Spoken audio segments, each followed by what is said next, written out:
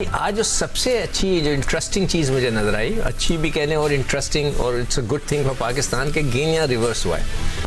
बड़े अरसे के बाद मैं देख रहा हूँ कि इतना अच्छा वसीम का गेंद, या हो सकता है वो टेल को गेंद कर रहे थे, तो जब टेल जब खेलती है और बीट हो रही होती है तो आपको लगता है बहुत अच्छा गेंद। ऑस्ट्रेलिया के खिलाफ मैच में भी रिवर्स होना शुरू हो गया था 38वें ओवर तक, नहीं, लेकिन फिर हमने स्पिनर्स को लगा दिया था ना। वो एक ओवर पे हुआ था हसन अली का, जिसमें वो गेंद अंदर भी आया था वो गुड, मगर ये कि आज ये बड़ा अच्छा वाला जो है रिवर्स स्विंग हुआ है, which is a very good sign.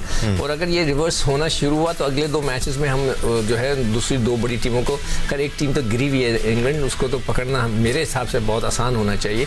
जब वो गिरे हुए हैं तो बस उनको उठने ना। नहीं, मैं थोड़ी सी आपकी यहाँ तस्दीक कर दूं, हमारा अगला मैच जो है वो बेंगलुरु में है, जहाँ पर 65 मीटर की बाउंड्री है, और 11 तारीख को हम यहाँ खेलेंगे इंग्लैंड के साथ। मैं उसकी बात नहीं कर रहा था, मकसद है कि इंग्लैंड से मैं तो इस वक्त ग्राउंड की नहीं बात कर रहा। इंग्लैंड तो गिरा हुआ है, उसको तो हम पकड़ सकते हैं किसी तरह भी, मगर न्यूजीलैंड का मैच होगा वो जबरदस्त होगा। ठीक पे हमें सही। भट्टी साहब भी हमारे साथ मौजूद है। इससे पहले कि अब्दुल रज़ाक का पॉइंट ऑफ व्यू शामिल करूं, भट्टी साहब देर आए दुरुस्त आए, कुछ ऐसी किस्म की परफॉर्मेंस की जरूरत थी पाकिस्तान टीम को अपने शोल्डर्स को वापस से ऊंचा करने के लिए, वो जो चिन डाउन हो गई थी चिन अप करने के लिए। आज बड़ा कॉन्फिडेंस मिला होगा पाकिस्तानी बॉलर्स को। ठीक है, आप बांग्लादेश के खिलाफ खेल रहे थे, ठीक है, उनकी बॉडी लैंग्वेज आपसे भी थोड़ी सी और ज्यादा डाउन लग रही थी, बट ये वो परफॉर्मेंस थी जिसकी जरूरत पाकिस्तानी बॉलिंग अटैक को अशद थी। जी हाँ दानिश, बिल्कुल। आज आप देखें कि पाकिस्तान को टूर्नामेंट से पहले जब फेवरेट करार दिया जा रहा था तो पाकिस्तान की फास्ट बॉलिंग की वजह से कहा जा रहा था कि पाकिस्तान की फास्ट बॉलिंग इस टूर्नामेंट में सबसे बेहतर है। लेकिन हमारी फास्ट बॉलिंग बीच में थोड़े से उसने एक दो झटके खाए, लेकिन आज जब पाकिस्तान को हम देखते हैं कि 204 रन पर बांग्लादेश को आउट किया है, तो 10 में से 8 विकेटें फास्ट बॉलरों के हिस्से में आई हैं। मेरे ख्याल में यही वो परफॉर्मेंस थी जिसको हम काफी 4 मैचों से मिस कर रहे थे, और चारों मैचों में पाकिस्तान टीम बड़े मार्जिन से हार गई। तो होपफुली कि पाकिस्तान सेमीफाइनल में क्वालिफाई करे।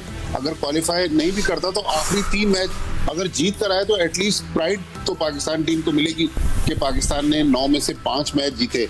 अभी पाकिस्तान के लिए सफर मुश्किल जरूर है, लेकिन नामुमकिन नहीं। लेकिन आज फास्ट बॉलर की जितनी तारीफ की यह कम है कि जिस बॉलर को जब कप्तान ने गेंद दी उसने कप्तान को विकेट लेके दी, सिवाय उसामा मीर के जिनके 10 ओवर में 66 रन बने, उन्होंने 1 विकेट ली।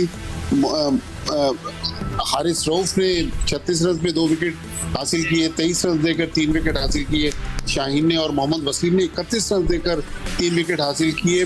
तो मेरे ख्याल में फास्ट बॉलरों ने आज पाकिस्तान टीम को एक बार फिर एक अच्छे मकाम पर लाकर खड़ा कर दिया। राइट, अब्दुल माजिद भट्टी, बहुत शुक्रिया आपका। हम आगे भी आपसे रब्ता करते रहेंगे और डिटेल्स हासिल करते रहेंगे। बट अब्दुल रज़ाक, आप यकीनी तौर पर बांग्लादेश की जरूर बात कर रहे हैं कि वो पॉजिटिव इंटेंट शो नहीं कर रहे थे, लेकिन अगर हम सिर्फ पाकिस्तानी बॉलिंग लाइनअप की बात करें तो आज आपकी नज़र में बेहतर लेंस को हिट किया है पाकिस्तान ने, बेहतर बॉलिंग करते हुए नजर आए। थोड़ा सा डिफरेंस क्या आपको नजर आया है? जैसे हारिस रऊफ कह रहे थे कि हम बैठे और हमने डिस्कस किया कि इन पिचेस पर किस तरह की बॉलिंग करानी है, और क्या ये डिस्कशन थोड़ा लेट नहीं हो गया?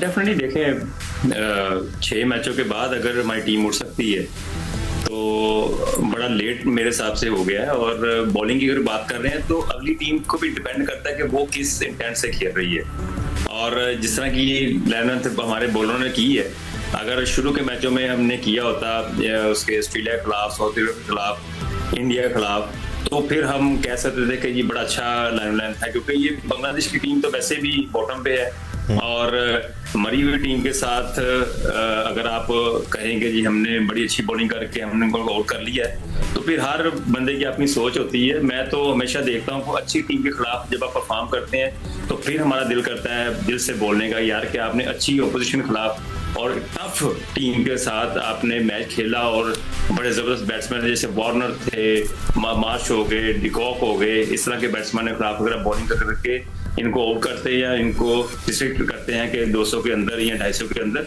तो फिर पाकिस्तान टीम की ज्यादा तारीफ करनी बनती है। और हमें ठीक है, पाकिस्तान को ये मैच जीतना बड़ा जरूरी है, पर हम सब यही कह रहे हैं कि अभी चांसेस है। तो मेरे पॉइंट ऑफ व्यू से जितने भी पाकिस्तान के मैचेस हैं उनको तो अलहदा करते हैं, पर न्यूजीलैंड और ऑस्ट्रेलिया के मैच भी बांग्लादेश के साथ, श्रीलंका के साथ, नेदरलैंड के साथ, इनके साथ भी हल्की टीमों के साथ मैचेस हैं। और ये हमें नहीं भूलना चाहिए कि ऑस्ट्रेलिया न्यूजीलैंड को एक मैच जीतना है, वो किसी के साथ भी जीतें तो वो क्वालिफाई कर देंगे, जिससे पाकिस्तान का वो जो सफर है सेमीफाइनल का वो एक ख्वाब रह जाएगा, क्योंकि पाकिस्तान को साउथ अफ्रीका के खिलाफ जीतना बहुत जरूरी था। वो मैच था पाकिस्तान के लिए कि पाकिस्तान अगर उसमें कम बैक कर जाता, पाकिस्तान वो जीत जाता, तो आज ये जो हम सोच रहे हैं कि जी इफ या बट या पाकिस्तान पहुंचेगा या नहीं पहुंचेगा, तो ये सारी चीजें खत्म हो जाती। पाकिस्तान को सिर्फ अगले 2 मैच जीतने थे, पाकिस्तान जिसे आराम से थ्रू कर जाता है। तो अब थोड़ा सा मैं समझ लेट हो गया। और बांग्लादेश के खिलाफ भी परफॉर्मेंस ठीक है, इंटरनेशनल क्रिकेट है, इसमें आप कुछ नहीं कह सकते। जिस तरह रिलैक्स पाकिस्तान की बॉलिंग इस मैच में लगी है, तो पाकिस्तान की बॉलिंग हर मैच में इस तरह की ही बॉडी लैंग्वेज होनी चाहिए, पर हमारा ऐसा इंटेंट नहीं होता। हमारा इंडिया के खिलाफ बॉडी लैंग्वेज और होती है, साउथ अफ्रीका के खिलाफ और होती है, ऑस्ट्रेलिया के खिलाफ और होती है, नीदरलैंड के खिलाफ और होती है। और जब अफगानिस्तान के साथ खेल रहे थे तो बिल्कुल ही हमारी बॉलिंग यही वही बॉलिंग है जिसकी हम आप सारी तारीफें कर रहे हैं कि बड़ा अच्छा पाकिस्तान ने कम बैक किया और बड़ा अच्छी विकेटें दी, 8 विकेटें हमारे बॉलरों ने ली। अगर अफगानिस्तान के खिलाफ पाकिस्तान ये विकेटें लेता तो हमें ज्यादा खुशी होती। या ओवरनाइट चीज़ें नहीं बदल जाती, ओवरनाइट अच्छे बॉलर्स बुरे बॉलर्स नहीं बन जाते। एग्जीक्यूशन का मसला था वर्ल्ड कप के पहले मैच से लेके अब तक, वो एग्जीक्यूशन जो आपको आज के मैच में नजर आई है। It's not even about the opposition कि आप अफगानिस्तान से खेल रहे हैं या बांग्लादेश से खेल रहे हैं, क्योंकि आप अगर ये डिस्कशन भी करते हैं कि बांग्लादेश की टीम छोटी टीम है या अफगानिस्तान की टीम छोटी टीम है, तो आप उनके खिलाफ भी मैच हारे हैं। At the end of the day आपको अच्छी क्रिकेट खेलनी पड़ती है, सही एग्जीक्यूशन करनी पड़ती है अपनी स्किल्स की। दानिश, बात आपकी दुरुस्त है, लेकिन मसला ये है कि पिछले 2 दिन में जिस तरह की क्रिकेट के हवाले से हेडलाइंस चल रही थी, आज मेरे ख्याल 9 बजे के बुलेटिन में एक अच्छी हेडलाइन चलेगी कि पाकिस्तान को 205 रन का हदफ मिला और पाकिस्तान जीत की तरफ कामयाब अंदाज में पेशकदमी कर रहा है। पाकिस्तान के बॉलर्स ने उम्दा कारकर्दगी का मुजाहरा किया। टॉस जीतकर पाकिस्तान का आज जो बांग्लादेश के कप्तान ने पहले बैटिंग का फैसला किया था वो उनके गले पड़ गया। हमारी टीम आज के मैच जीतने के बाद उम्मीदों के चिरागों को तो रोशन करेगी, लेकिन अभी कहा जाएगा थोड़ा आराम करें, क्योंकि ऑस्ट्रेलिया और न्यूजीलैंड आपसे आगे खड़े हैं। शाहीन शाह अफरीदी की फिगर्स भी हम आपके सामने स्क्रीन पर शो कर रहे हैं। आज 9 ओवर्स में शाहीन शाह अफरीदी ने 3 विकेट्स हासिल की हैं at an economy of 2.55। So exceptional bowling performance from Shaheen Shah Afridi as well. Sikandar, ये जो इफ्स एंड बट्स की कैलकुलेशन है ना, ये करने में तो इंटरेस्टिंग लगती है, बड़ी इंटरेस्टिंग सिनेरियोज सामने आए हैं, बट पाकिस्तान टीम का फोकस इस वक्त इस पर होना ही नहीं चाहिए। मैच टू मैच फोकस होना चाहिए। आज के मैच को जीतें, उसके बाद अगले 2 मैचेस को खेलने के बारे में सोचें।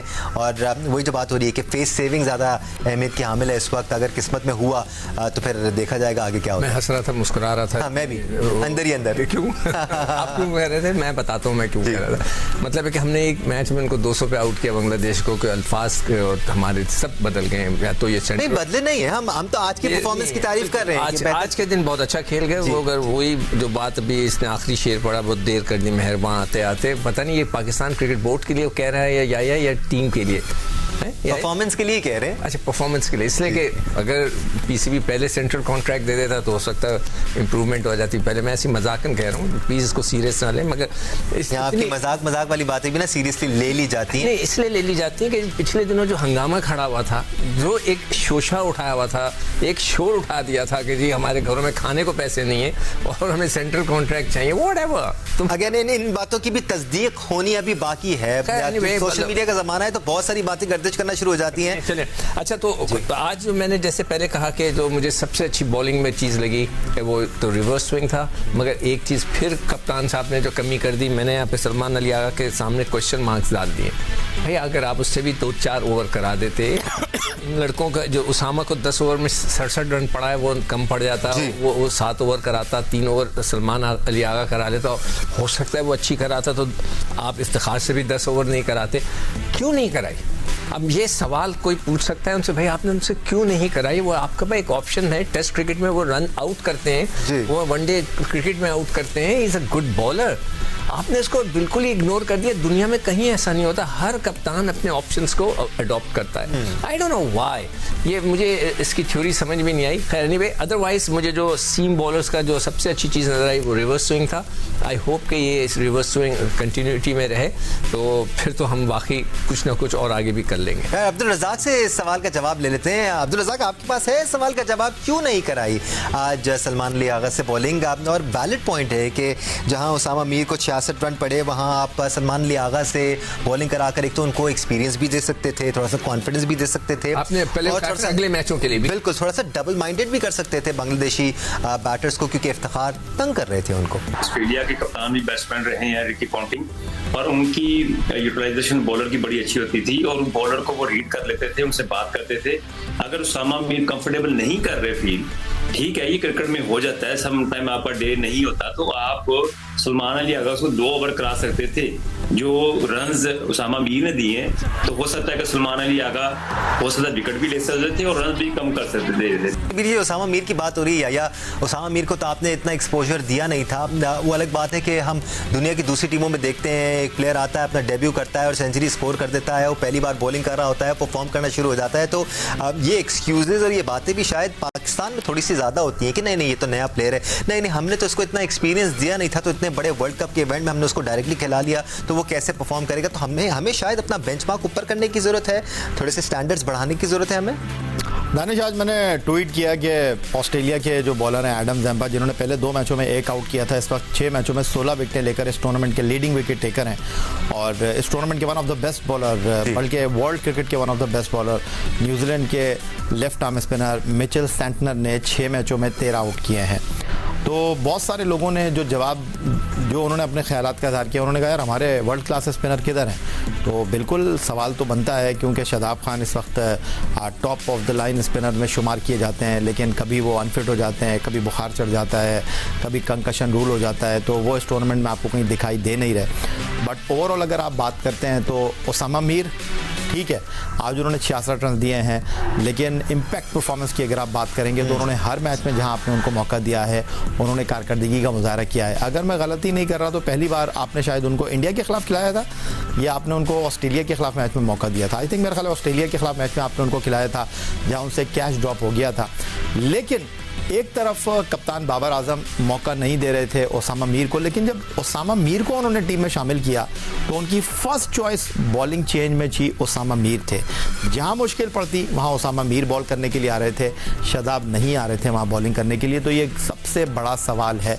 और अगर आपको याद हो अफगानिस्तान के खिलाफ मैच में भी उसामा मीर पर कप्तान जो हैं वो ज़्यादा बैन करते हुए दिखाई दे रहे थे। फिर ये सवाल उठा कि जी साउथ अफ्रीका के खिलाफ मैच में जो है वो उसामा मीर से आपने क्यों ओवर नहीं डलवाया। कल माजिद भट्टी कह रहे थे कि एक सीनियर खिलाड़ी ने उनको कहा कि शायद वो आखिरी ओवर के लिए उसामा मीर का इंतजार कर रहे थे। तो मैं बड़ा हैरान हुआ क्योंकि जनूबी अफ्रीका की एक ही विकेट बाकी थी, तो आप आखिरी ओवर के लिए किस चीज़ का इंतजार कर रहे थे? रन भी 4 बाकी थे, तो चांस आप पूरा लेते। लेकिन ओवरऑल जो आप उसामा मीर की बात कर रहे हैं, आई थिंक मेरे ख्याल है उनका इतना बुरा टूर्नामेंट नहीं हुआ। उसामा मीर को एतमाद देने की ज़रूरत है, उनका हाई आर्म एक्शन है और एक अच्छे बॉलर हैं। और अगर आप उनको एतमाद देंगे, अगर आप उनको अच्छे तरीके से टीम के साथ जेल इन करेंगे तो यकीन माने कि वो इस टीम के लिए बहुत कुछ करने की अहलियत रखते हैं। हमने न्यूजीलैंड के खिलाफ उनको देखा कराची की वनडे सीरीज़ में।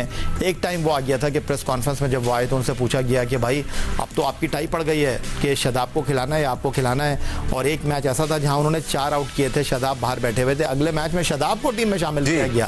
तो अब बहुत जूनियर खिलाड़ी हैं, उन्होंने कहा कि नहीं शादाब भाई मेरे सीनियर है। बिल्कुल, इस सवाल का जवाब मैं सिकंदर बख्श से भी लूँगा कि कई बार ऐसा हमने देखा जब बॉलर्स को मार पड़ रही थी तो अटैक में उसामा मीर को लाया गया। और ऐसा क्यों किया गया जब शादाब खान टीम में मौजूद थे? ये वो चीज़ें हैं जिनके बारे में आज बात करनी ज़रूरी है ताकि कल जब आप टीम सेलेक्ट करने बैठे तो आप बेहतर टीम सेलेक्ट करें। एक ब्रेक ले लेते हैं, ब्रेक से वापस आकर डिस्कशन जारी रहेगा हमारे साथ।